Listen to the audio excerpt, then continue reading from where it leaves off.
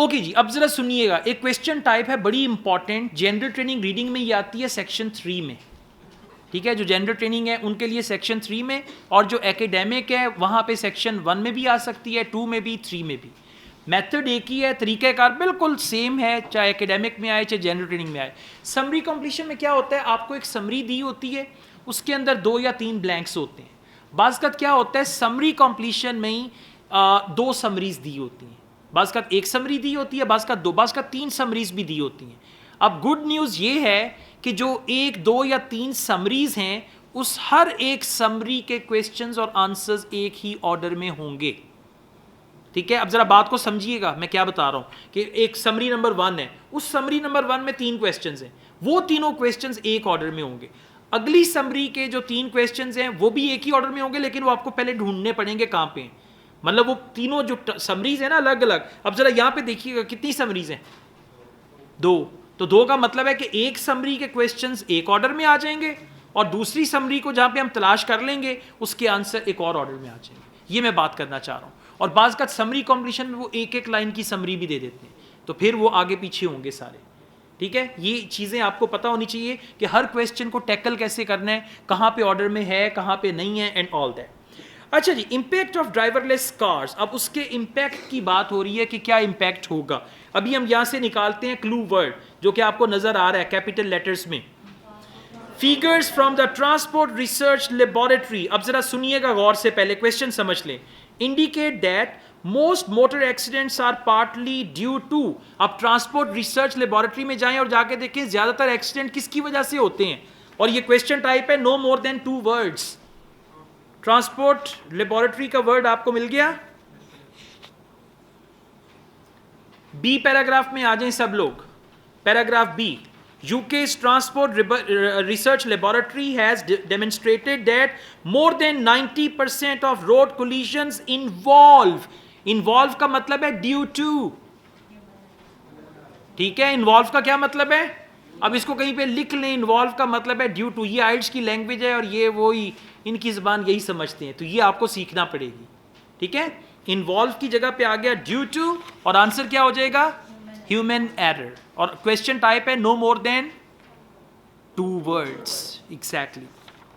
अच्छा, अब हम आगे जाएंगे तो अगला आंसर भी हमें मिलेगा। क्वेश्चन नंबर 20 पे आइएगा। For example schemes. अब जरा सुनिएगा, स्कीम के लिए वर्ड जो है वो या तो स्कीम ही होगा या होगा इनिशिएटिव। हम नहीं कहते गवर्नमेंट का इनिशिएटिव है, इनिशिएटिव का मतलब है स्कीम। अब जरा आगे जाएं, देखिए अगर आपको स्कीम का वर्ड या इनिशिएटिव का वर्ड मिल रहा है और किस चीज़ की स्कीम है, पैराग्राफ सी में आ जाएं सब लोग। ऑर्डर में होंगे लेकिन एक ही पैराग्राफ में, ज़रूरी नहीं है कि हों। पैराग्राफ सी में आ जाएं, इनिशिएटिव का वर्ड ढूंढें। मिल गया, पैराग्राफ सी में इनिशिएटिव का वर्ड ढूंढें। पैराग्राफ सी इनिशिएटिव मिल गया। इसको ऊपर रखें ना सही से ताकि पता तो चले ना इसके। हाँ, सो पैराग्राफ सी में इनिशिएटिव का वर्ड है, उसके आगे क्या लिखा हुआ है, किस चीज़ का, car sharing. Initiative for car sharing का मतलब है स्कीम फॉर कार शेयरिंग। अब आंसर क्या हो जाएगा, स्कीम्स फॉर कार शेयरिंग। बात समझ आई, इनिशिएटिव और स्कीम एक ही वर्ड है, मतलब एक ही है इसका। तो यहां पे आप लिखेंगे कार शेयरिंग, और बाय द वे कार और शेयरिंग के दरमियान में क्या है, हाइफन। देखिए जाके पैसेज में देखिए क्या है, हाइफन दिया हुआ है ना। जब भी आपने वर्ड कॉपी करना है ना पैसेज से, मेरी नसीहत है जैसा लिखा हुआ है ना वैसा ही लिखें। ठीक है, अब उन्होंने हाइफन लिखा है, हालांकि हाइफन के बगैर भी आंसर ठीक है। और क्वेश्चन टाइप क्या है, नो मोर देन 2 वर्ड्स। अगर ये होता नो मोर देन 1 वर्ड तो फिर बगैर हाइफन के आपका आंसर गलत था, क्योंकि कार और शेयरिंग 2 अलग अलग वर्ड हैं। जब आपने हाइफन लगा दिया वो दोनों एक ही वर्ड बन जाएंगे। ठीक है, हाइफनेटेड जितने भी वर्ड्स हैं वो 1 वर्ड काउंट होते हैं। ले जी, अब अगली समरी आ गई। कितना बड़ा बड़ा इन्होंने आपको क्लू बताया हुआ है। क्या है क्लू, यूनिवर्सिटी ऑफ मिशिगन और 43%। अब देखें जाके 43% कमी किस चीज में आई है, 43% drop in dash of cars. वापस जाइएगा, Michigan university 43% drop in dash of cars. हाँ जी, सेकंड पेज पे आ जाएं, सेकंड पैराग्राफ, ऑनरशिप बाय 43% दिया हुआ है। Automated vehicles might reduce vehicle ownership by 43%। क्या चीज कम हो रही है, 43%, व्हीकल ऑनरशिप। अब जरा वापस आइएगा, they've written they could be a 43% drop in. अगर आप यहाँ पे लिखते हैं व्हीकल ऑनरशिप तो आपका आंसर गलत है, हाँ, क्योंकि कार्स ऑलरेडी दिया हुआ है आगे, तो आप लिखेंगे ऑनरशिप एग्जैक्टली। और ऑनरशिप के स्पेलिंग ठीक से लिखने, एक्साइटेड ना, HONOUR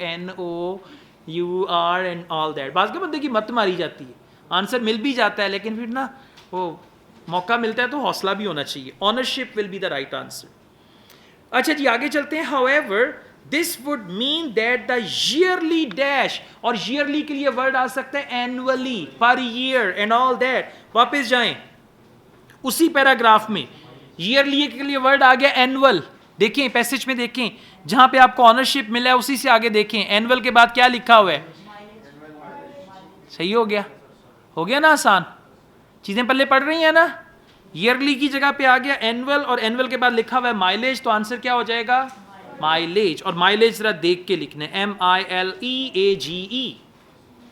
जरा एक दूसरे को भी समझाएं, एक दूसरे को बताएं कहाँ पे आंसर है, क्या आंसर है, कैसे है, ठीक है। एक वो पंजाबी में वर्ड यूज करते हैं डोनवट्टा, डोनवट्टा होता है, इसको कोई असर नहीं होता, कुछ पता नहीं चल रहा क्या हो रहा, डोनवट्टा बन के नहीं बैठना क्लास में। हाँ स्पीकिंग में डोनवट्टा बनते हैं लेकिन रीडिंग में नहीं बनना, ठीक है। एक दूसरे को सिखाएं, समझाएं एंड ऑल दैट। चलें जी।